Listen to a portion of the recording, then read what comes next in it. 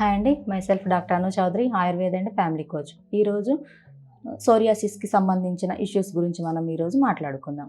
ఈ సోరియాసిస్ అనేది ఒక ఆటో ఇమ్యూన్ డిజార్డర్. ఏంటంటే ఇది ఒక ఆటో ఇమ్యూన్ డిసీజ్. ఏంటంటే ఎప్పుడైతే మన బాడీలో ఇమ్యూనిటీ అనేది తగ్గుతుందో మనకి ఈ ఇష్యూ వచ్చే ఛాన్సెస్ ఉంటుందండి. అది ఒకటి. ఇంకొన్ని కేసెస్లో ఏంటి అంటే కొంతమందికి వంశపారంపర్యంగా కూడా వచ్చే ఛాన్సెస్ ఉన్నాయి. అలాంటప్పుడు వీళ్ళు ఏం చేయాలి అని అంటే బాడీకి ఇమ్యూనిటీ ఉండే ఫుడ్ తీసుకోవడానికి ట్రై చేయాలి. అండ్ అసలు ఈ సోరియాసిస్ ఎలా ఉంటుంది ఏంటి అని మనం ఈరోజు చెప్పుకుంటే, కొంతమందికి స్టార్టింగ్ చిన్న చిన్న మచ్చల్లా పడుతుందండి. అండ్ కొంతమందికి ఏంటంటే బాగా స్ప్రెడ్ అయిపోద్ది స్కిన్ పైన. ఇంకొంతమందికి ఏంటంటే చేప పొట్టులాగా పొట్టుగా రాలిపోవడం, అండ్ తల మీద డాండ్రఫ్ అనేది ఎక్కువగా ఉండి డాండ్రఫ్ లాగా రాలిపోతూ ఉంది. తలలో వచ్చే ఈ సోరియాసిస్ని స్కాల్ప్ సోరియాసిస్ అని అంటారు. ఈ సోరియాసిస్ ఏంటంటే న్యాచురల్గా వీళ్ళు ఫుడ్ ద్వారానే క్యూర్ చేసుకోవచ్చు. కొంతమంది ఏంటంటే కొంచెం స్కిన్కి సంబంధించిన ఇష్యూస్ ఉన్నప్పుడు కొంచెం పత్యం అనేది ఉండకుండా ఉంటారు. కానీ సోరియాసిస్ ఉన్న వాళ్ళైతే కొంచెం పత్యం లాంటివి ఉంటే వీళ్ళకి ఈ బాధ అనేది త్వరగా తగ్గుతుంది. అండ్ వీళ్ళు ఏంటంటే సోరియాసిస్ ఉన్న వాళ్ళు ఎప్పుడైనా బయటికి వెళ్ళినా కూడా, ఏదన్నా ఫంక్షన్స్కి అలా వెళ్ళినా కూడా వీళ్ళు కొంచెం అన్కంఫర్టబుల్గా ఫీల్ అవుతూ ఉంటారు. ఎందుకు అనగా వీళ్ళకి ఏంటంటే కొంచెం పొట్టులాగా రాలడం, అండ్ వీళ్ళు కొంతమంది చూసుకుంటే హెడ్ పైన క్యాప్స్ పెట్టుకునే ఉంటారు ఎక్కువగా. ఎందుకంటే క్యాప్ తీసేస్తే వీళ్ళకి ఆ డాండ్రఫ్ అనేది ఎక్కువగా కనిపిస్తూ ఉంటుంది. అలాంటప్పుడు వీళ్ళు అసలు ఏం చేయాలి న్యాచురల్గా, దీని నుంచి వీళ్ళు ఎలా బయటపడాలి అని మనం చెప్పుకుంటే, ఫస్ట్ వీళ్ళు వెజిటేబుల్స్ని అండ్ వెజ్ ఐటమ్స్ని ఎక్కువగా తినడానికి ప్రిఫర్ చేయాలి. నాన్ వెజ్ అనేది స్కిప్ చేసేయాలి. టోటల్గా నాన్ వెజ్ అనేది ఏమీ తీసుకోకూడదు. అండ్ కొంతమందికి ఏంటంటే పెయిన్స్ ఉంటాయండి. సోరియాసిస్ ఉన్న వాళ్ళకి బాగా పెయిన్స్, మంటలు, అండ్ కొంచెం దురద అనిపించినప్పుడు, గోకినప్పుడు చీమ వస్తుంది. కొంతమందికి బ్లడ్ వస్తూ ఉంటుంది.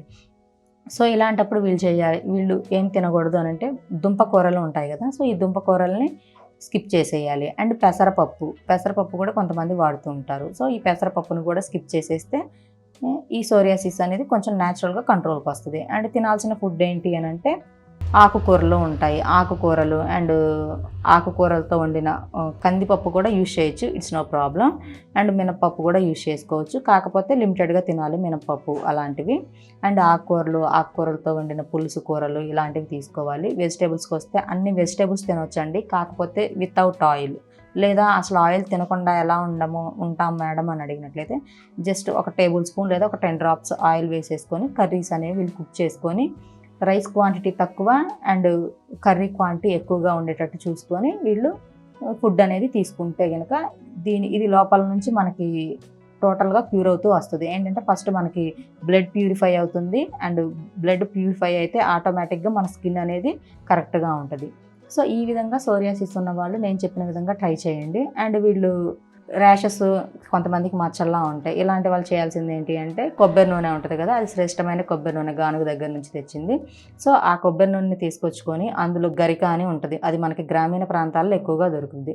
ఆ గరికని వేళ్లతో సహా పీకేసుకొని శుద్ధి చేసేసుకొని వాటర్లో దాన్ని మెత్తగా పేస్ట్లా చేసేసుకొని కొబ్బరి నూనెలో వేసేసుకొని కొంచెం పసుపు అండ్ 2 కర్పూరం బిళ్ళలు వేసేసుకొని ఈ ఆయిల్ తర్వాత కొంచెం మరిగిన తర్వాత వడకట్టేసుకొని ఈ ఆయిల్ని వీళ్ళు ఎక్కడైతే వీళ్ళకి ర్యాషెస్ అండ్ మచ్చల్లా ఉంటాయో వాటిపైన అప్లై చేసుకున్నట్టయితే కొంచెం వీళ్ళకి ఆ మచ్చలు, దురద అనేది తగ్గి కొంచెం వీళ్ళకి ప్రశాంతత దొరుకుతుంది. అండ్ ఇంకా సెకండ్ వన్ వచ్చేసి ఉసిరికాయల ఐడియా ఉంటాయి కదండి.